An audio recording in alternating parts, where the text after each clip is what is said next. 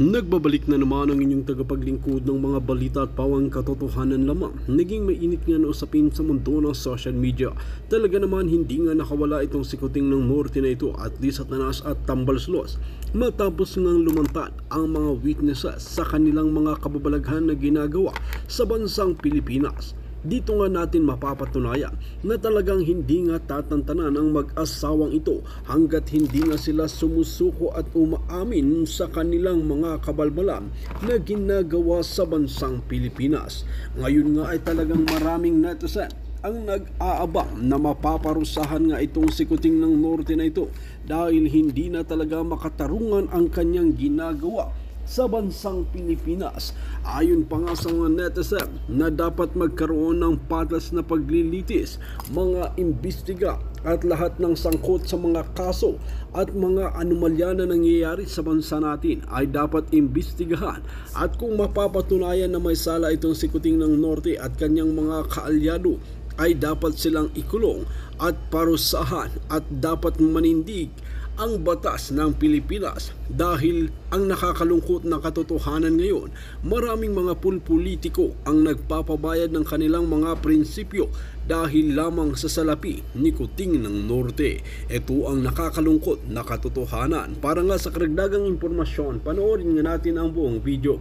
At kung bago ka lamang sa akin channel, huwag kalimutan i-click ang subscribe button at notification bell para lagi kang updated sa ating mga bagong video.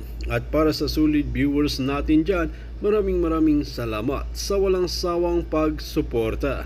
Ayan, kaya wag na natin patagalin. Mga palangga, ang ating bisita na talagang isang bagong bayani na lumalaban sa mga bangag. Eto na siya, si ex-PDEA agent Jonathan Morales. Ayan na, ang aking kaibigan, hindi tuloy, ex-PDEA agent JM, our agent ng bayan, Jonathan Morales. Sir, kumusta ka na? Yun, magandang gabi po sa inyong lahat. Binibining Marlica, magandang gabi sa iyo. Napakaganda mo pa rin. Abay, syempre. Agent Tomerno ka talaga sa akin, ha? Alam nyo, hindi tayo nag-usap. Medyo Tomerno tayo. Pero alam nyo, mga kababayan, agent, napakabigat ng ating pag-uusapan, ano? Dahil nga sa death threat sa iyong buhay. Sa mga kapapasok lang nating mga kababayan na hindi nakakilala sa amin, okay, ni ex-PDEA agent Morales, siya po ay isang tumistigo sa Senado doon sa sa PDEA leaks kung saan ang bangag na presidente ay nasangkot o talaga namang sumisinghot. So JM, kahapon medyo pagod na pagod tayo pareho nung time na yun nung natanggap natin ang natanggap mo pala itong death threat sa'yo. Okay? So mga kababayan, pwede natin ipakita, ano? So naipakita na to ni Maui, ni Channel 167 at iba pang mga vloggers. Kahit ako, nagpakita rin ako niya. Pinakita ko rin yan nagpakita ka din. Nagpakita ka, shinare ko nga pala. So anyway, pakita lang natin saglit para sa hindi Ayan po yung message kay Agent Morales from Jerry Navarro. Bokgod AM, ingat ka. May naaamoy akong balita. Plano kang ipagurgor. Unang-una, JM, sino itong si Jerry Navarro na nagbigay sa iyo ng information na may naaamoy siyang ipagurgor ka? Si Jerry Navarro ay dati kong kasamahan sa PNP. Classmate ko siya sa recruit noong 1993. At nagkasama kami dati niyan sa Pasay City Police. At ang huling balita ko sa kanya ay naging miyembro siya ng CIDG. Miyembro siya ng CIDG. So okay naman siya. Hindi kaya sa pag-expose natin itong information coming from him, hindi kaya siya ay mapahamak. Pero kasi mga kababayan, ito ay public, public interest ng pinag-uusapan natin dahil may isang Pilipino na lumalaban sa mga bangag, katulad mo, JM, ay gusto kong ipagurgor. Pareho lang tayo ng sitwasyon.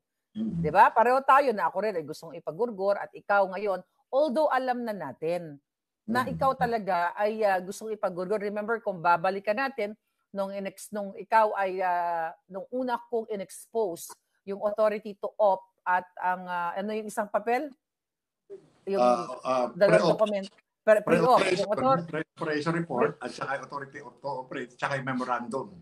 Yung memorandum, yon. Nung inilabas ko yon na hindi kita pinangalanan, nagkaroon ng kaguluhan sa palasyo ng mga ahas, kung saan, syempre kung todo deny sila, hanggang sa dumating nga yung point na ikaw ay lumabas dito sa channel at talaga namang through, na naka-reach out ako sa'yo, at talagang pinatunayan mo sa Senado na yes, totoo ang nakita mo, yung papeles na to, dahil ikaw ang pumirma, yung pre-op, authority to op, yung memorandum, na nung March of 2012 ay talagang si Marcos Jr. ay bangag o sumisinghot ayon dun sa informante na pinangalanan mo nga na Daza. Anyway, JM, doon pa lang nakita na rin ng taong bayan yung video na inilabas mo, 'di ba? Yung CCTV na kung saan doon kung talagang alam nyo gagawin lang ng tama ng mga otoridad, dapat matagal na nakalaboso si Marcos Jr. at saka si Lisa Marcos. Kasi doon sa video na yon na ipinakita mo, pinag-uusapan na ikaw ay ipagurgur. Diba? Kung ikaw ay a-attend sa PEDELIX. Naalala mo yon? Naalala niyo yun, mga kababayan? At kung kung sakaling ikaw ay pumayag sa kagustuhan ng mga bangag, ay bibigyan ka ng pagpipilian ka, pwedeng loan better, pwede ka papuntahin sa Amerika, i-facilitate nila yung visa and everything, pero nanindigan ka bilang isang totoong bayani na nakikipaglaban. At doon, babalikan lang natin mga kababayan, sa video na yon sinabi doon yung taong yon sa video na kinukumbinsi ni sino nga yon, si Picoy, right? Picoy, si Romy. Si Romy Enriquez. Romy Enriquez, na sinasabing kausapin ka kasi kung hindi ka papayag or something, pwede kang magurgur sa pamamagitan ng pwedeng daanin nila sa aksidente o kung ano pa man, o nagkasakit ka bigla, so yung mga ganon. So noon pa lang, JM, talagang may gurgur, may gurgur threat na sa'yo. Okay? Balikan natin to, JM, simula nung lumabas ka, anong buwan yun nung una ka lumabas? Mayo yun, di ba? April. So, bago mag-Senate investigation ng April 30. Okay, tama, April. Okay. Nung April na yun, JM, ikaw ba ay nakakaramdam ka ng mga pagsunod sa'yo? Maliban doon sa nakita ng buong bayan, na talagang nabanggit ang pangalan ni Lisa Marcos at ni James Kumar doon, di ba? Na silang dalawa ang player, according to that video. So, nung simula April hanggang bago itong dumating, itong text sa'yo na may naaamoy, nakaramdam ka ba na may mga sumusunod sa'yo noon? Mula April hanggang sa dumating itong death threat message.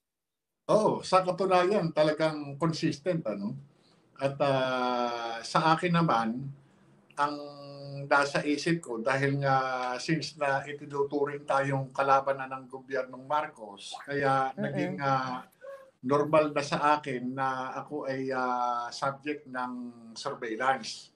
Hindi lang ng PNP, pati ng AFP, pati ng iba pang ibang intelligence unit ng gobyerno. Kaya yun yung ko naman, Kaya sa akin naman, dahil malinis naman yung konsensya ko at wala naman akong ginagawang paglabag sa batas, wala. Normal lang yung buhay ko. Normal lang.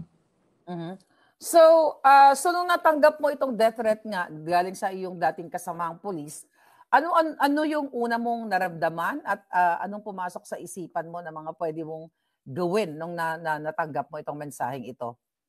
Nung matanggap ko yan, Pasko Oh my God. Ayun. Talagang regalo, Regalo talaga ng mga demonyo. Kaya sabi ko, nung makita ko, hindi ko siya, hanggang ngayon, hindi ko ino-open, itong message. Kung makikita nyo, talagang meron pang talaga, Hindi ko siya ino-open, pero makikita mo na agad na nandun yung substance, Yeah.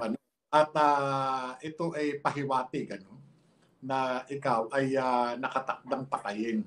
Sapagkat, naamoy yung balita at ako ay ipagugurgor. Mhm. Kaya hindi ko hindi ko siya masabi na biro Mhm. sapagkat sa isang taong nasa katayuan ko, walang lugar ang salitang biro. Lalo na kapag ka ang kataga ay gurgor o Mhm. Mhm. pagpatay, planong Yeah. paggurgor. Kaya kahit na kabats ko yung nagsabi nito, hindi ko maanong biro eh. Kung sa ito hindi ko maintindihan kung warning or pananakot o anuman.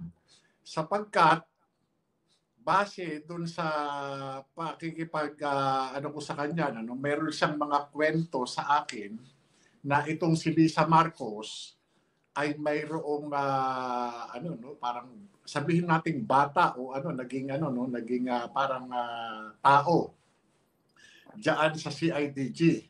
Dati Mhm. siyang chief of police ng Antipolo at nung umalis sa sa Antipolo naging CIDT. Kumbaga Mhm. sa hepe ng CIDG ng Manila. At Yeah. ito ay napunta ng CIDG headquarters.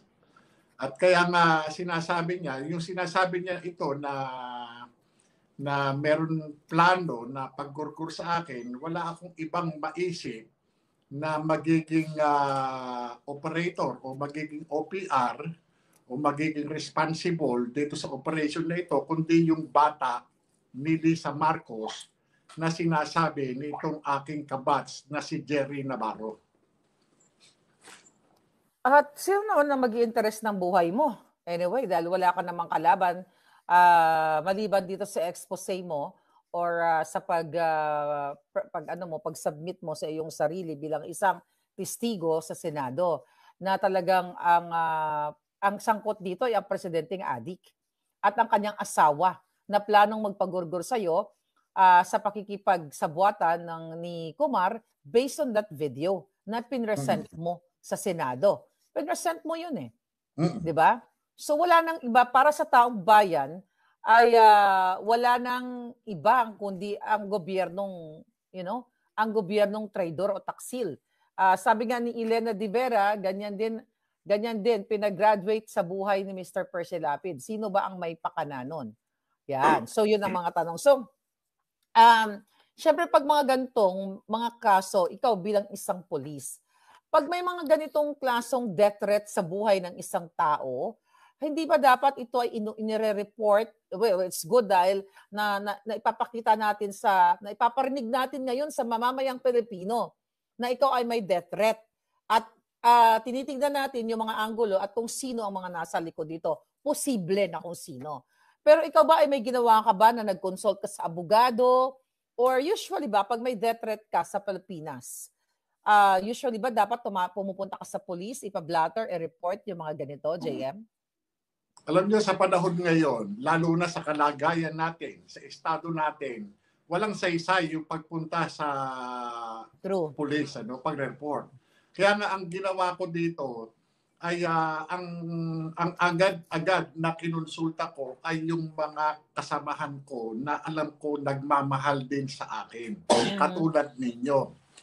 Dahil sa pamamagitan ninyo, hindi lamang hindi lamang pambansang pulisya ang makakaalam, kundi buong mundo. Mundong-mundo. Di ba? Kaya itong sa pamamagitan ninyo, sufisyente na ito sa aking paniniwala at opinyon, itago man, itanggi ito ng pambansang pulisya, wala man silang gawin, at least lahat ng Pilipino saan mang panig ng mundo, alam nila kung ano yung ginagawa sa akin.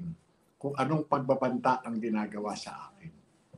Alam mo, JM, alam naman ng taong bayan kasi even nung ikaw ay tumistigo sa PIDEA Leaks Senate hearing, hindi ka binigyan ng proteksyon ng iyong dating institusyon na pinagsilbihan, yung PNP. Tama. Sa halip, ang binigyan nila ng proteksyon, kung maalala nyo mga kababayan, ay yung driver ng alitagdag incident na kung saan nahulihan ng 1.8 tons ng ipinagbabawal o na droga. So anyway, doon kitang-kita na full gear battle. Parang, talagang kahit bangbangin yung taong yon, yung driver na yon, ay hindi siya tatablahan ng bala. Samantalang ikaw, nag-expose at actually hindi ka nag-expose, nagtestigo na sinasabi mo na yes, ikaw ang dating PIDEA agent na pumirma sa pre-op, authority op at memorandum na yon na kung saan na si Marcos Jr. Nung time na yon ay senador siya, di ba? Ay nag-a-addict doon kasama yung artistang si Maria nang umingiwi din. At anyway, doon pa lang hindi ka na naproteksyonan ng PNP. At kitang-kita natin yun. Pero ikaw ay patuloy na naghihimagsik, peaceful na himagsik na ginagawa dyan sa EDSA rally, yung ginawa ninyo since napag-usapan natin yan, JM, di ba, na kailangan magsalita. Oo, prayer vigil na yan. Kailangan through prayer, through peaceful movement ay magsalita ang isang Pilipino na katulad mo. So, di ba dapat ang CHR, Commission on Human Rights, ito yung mga tao dapat umaalalay sa atin, sa isang mamamayang Pilipino na kapag siya ay nasa bingid ng ganyang mga threat. Ikaw ba, naisip mo bang lumapit sa CHR o nag-consult ka na ba sa isang abogado na mga kaibigan natin? Alam nyo, kung titignan nyo, yung ganitong uri ng po pwede kasing itanggihan. Po pwedeng sabihin, ano lang naman to, hindi ka naman mabiro, parang gano'n, di ba? Pag ko, ikaw naman, ano lang naman yan, ikaw naman, pinapalundag ka lang, lumundag ka agad. Kumbaga, sa atin kasi, preemptive measure, Yes. Kapag ganyan, itinuturing nating seryoso. Sapagkat, yung kalagayan natin sa kasalukuyan, hindi na tayo ordinaryong tao. Yes. Hindi na tayo ordinaryong tao. Lalo pa, ang involved dito ay yung mismong Pangulo ng Republika ng Pilipinas. Kaya nga, doon sa hearing ng PIDEA Leaks, sinabi ko na talagang wala namang ibang tao na magiging na maaari kong ituro o magiging responsable sa aking kamatayan kundi si Ferdinand Marcos Jr. o si Bongbong Marcos. Ganon din yung kanyang asawa, ganon din yung kanyang pinsan ni si Martin Romualdez. Diba? Talagang ito tahasan nasasabihin ko sa sambayan ng Pilipino o sa buong mundo na lahat ng masamang mangyayari sa akin ay ito ay dahil sa pagsasabi ko ng katotohanan. Dahil dun sa involvement nitong si Bongbong Marcos sa illegal na droga. Yun lang po yun wala nang iba Dahil dun lamang po nakatali ang aking personal na kaalaman magmula nang mahawakan ko yung isinusumbong ng confidential informant noong 2012. Yes. Yun nga, mga kababayan, at hindi naman lingid sa kalaman ninyo na pare-pareho tayong nararanasan ngayon. Sa akin, ikaw may kaso kinasuhan din. Ako may kaso din, Pilipinas at Amerika, kasi gusto tayong patahimikin. Alam mo, JM, ngayon parating na ang anibersaryo ni Dr. Jose Rizal ngayong December 30. Magsi-celebrate na naman tayo ng sinasabi nating ang bayani ng Pilipinas na nag-aklas sa pamamagitan ng kanyang panulat sa kanyang mga libro, 'di ba? At nagnais ng kapayapaan at kalayaan ng nating mga Pilipino mula sa pananakop noong panahong 'yon, 'di ba? Babalikan natin yung history. Wala yang pinagkaiba sa iyo sa akin 'di ba? Na si Rizal ay pumunta sa Espanya, nag-aral, nagpakadulubhasa, ginamit ang pahayagang La Solidaridad para ipahayag ang kanyang galit, ang kanyang pagkadismaya sa ginagawa sa atin ng mga banyaga. Pero sa panahon ngayon, I think, nabanggitin ni Harry Roque, thank you Spokes Harry Roque, na sinasabi niya na ang social media, like ako, tayo dito, ay parang mga makabagong solidaridad or La Solidaridad nung panahon ni Dr. Jose Rizal. Nakakalungkot kasi even before lumalaban na yung mga Pilipino na katulad ni Rizal para makamtan yung kapayapaan, kaalwanan, at makatakas sa kahirapan upang aapi, okay, ng mga Pilipino nung panahon na yun sa Banyaga. Sa status naman natin ngayon, sa panahon natin ngayon, ang pinaglalaban natin para makalaya tayo sa mga bangag at mga kawatan. Tama. 'Di ba?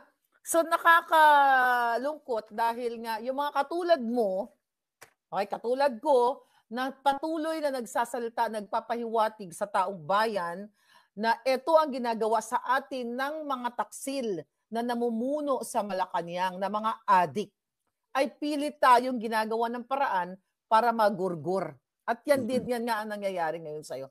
Anong masasabi mo dito sa mga nakaraang panahon at sa mga makabagong panahon na ngayon ay sangkot tayo dito sa makabagong panahon na gusto nating mabago at patuloy na makamtan yung kalayaan talaga ng Pilipinas sa mga mapang-api? Alam mo, ang masakit dito, noon kasi, Banyaga ang kalaban natin eh. Ngayon, mismo kapwa Pilipino natin na mistulang mga linta at mga hidhid, na sumisipsip ng mga dugo ng mga maralitang Pilipino. Yeah. Ang masakit dito, kumbaga, sa halip na na tulungan tayo, pagkalooban tayo ng sapat na proteksyon para sa sa pamumuhay natin, sila pa mismo yung mga pangunahing tao na siyang nagpapahirap sa sambayan ng Pilipino. Kung titingnan mo ito kung oobserbahan natin itong death threat na nangyari sa atin na naipaskil na sa social media at libo-libo na ang narating sa buong mundo. Pero hanggang sa ngayon, walang pagkilos ang pambansang pulisya. Wala ring pagkilos ang National Bureau of Investigation para magkaroon sila ng motu proprio investigation para malaman, totoo ba to? Patawag, nag-send ng text na ito. Bakit ganito yung nilalaman ng text mo? Sino ang nagsabi sa iyo? Di ba? Dito pa lamang, ipinakikita ng pamahalaang Marcos na walang kwenta at walang halaga sa kanila ang kapakanan ng isang ordinaryong Juan de la Cruz. Wala ka namang kwenta hindi ba? Pero kapag ang involved, katulad ni Inday Sara, na merong kulatilya doon sa kanyang sinasabi na kapag may mangyari sa kanya, pagka siya'y pinatay, di ba? Patayin nyo rin. Tignan nyo, kara-karaka agad na nagkasasagawa na investigasyon ang National Bureau of Investigation. Di ba? Tignan nyo yung nangyayari ngayon. Wala di ba? Wala talagang tayong aasahan dito sa gobyernong ito, partikular sa PNP, sa NBI, o kahit saan mang investigating units sa panahon ni Bongbong Marcos, sapagkat mukhang mayroong gag order sila o utos na huwag kayong gagawa ng anumang hakbang na makakabuti sa kalaban ng gobyerno. That's true. No, actually, siguro, ang sinasabi natin, tinuturing nila tayong kalaban. Pero hindi tayo kalaban Sila ang kalaban ng gobyerno. Tama? Correct lang kita doon. Kasi pag sinabi kasi natin kalaban ng gobyerno, ito yung mabuti ang ginagawa ng gobyerno, tapos tayo ay sinisira natin ang gobyerno. Pero hindi tayo sumisira, JM. Sila ang sumisira sa atin lahat. Katulad ng binanggit mo na nung nagbigay ng testamento si Inday Sara, na kapag may gumurgur sa kanya ay may nakausap na siyang gurgurin yung dalawa, yung tatlong yon. So anyway, tama ka doon na dapat may ginagawa ang dating institusyon na pinaglingkuran mo, ang PNP, na dapat alamin nila kung ito ba ang itong nag-text sa iyo, alamin sino yung paano niya nasabi na mayroon siyang naamoy, na ikaw ay magurgor. Sino to mga taong nagsabi sa kanya o naamoy niya o kung ano man? At ano ang way? Ano ang pamamaraan kung paano kang gurgurin? Sasagasaan ka ba? Bibitayin ka ba? Lalasunin ka ba? Which is narinig natin yan doon sa video na pwede kang sagasaan o pwede kang kunyari palabasin na ikaw ay inatake sa puso. At ito yung mga importante kung may pagpapahalaga ang jutang ginimes na mga bangag dyan sa PNP, sa NBI, dapat bilang ikaw, isang Pilipino, isang taxpayer, ay naririnig naman nila tayo eh. Narinig nila tayo ngayon. At even yung vlog mo, yung mga ibang post pa kahapon nila, Maui and Channel 167, even media, naririnig nila tayo na ikaw ay pwedeng ipagurgur ng gobyernong bangag. Tama yun, Isang paglilinaw din, Kaya ko sinabing kalaban ng gobyerno, ibig sabihin, yung kalaban tayo in the sense na nagbibigay ng reaksyon o ng opinion doon sa kanilang mga illegal activities. Oo. True. Ngayon, balik tayo dito sa banta, doon sa threat.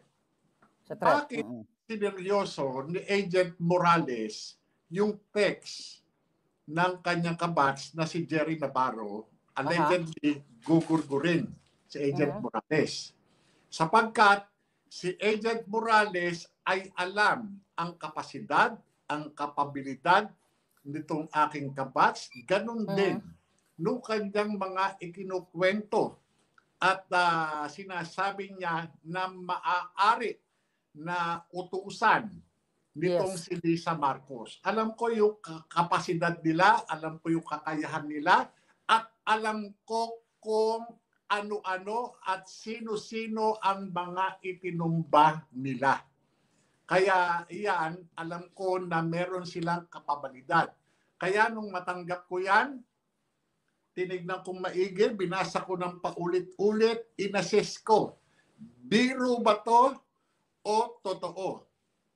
Biro man o totoo, buhay ko ang involved. Dapat malaman ito ng sambayan ng Pilipino sa lahat ng sulok ng mundo. Kaya kung ano man yung maging kapasyahan nila dyan, itutuloy ba nila yan or hindi? Or nag-aantay sila ng pondo para doon sa presyo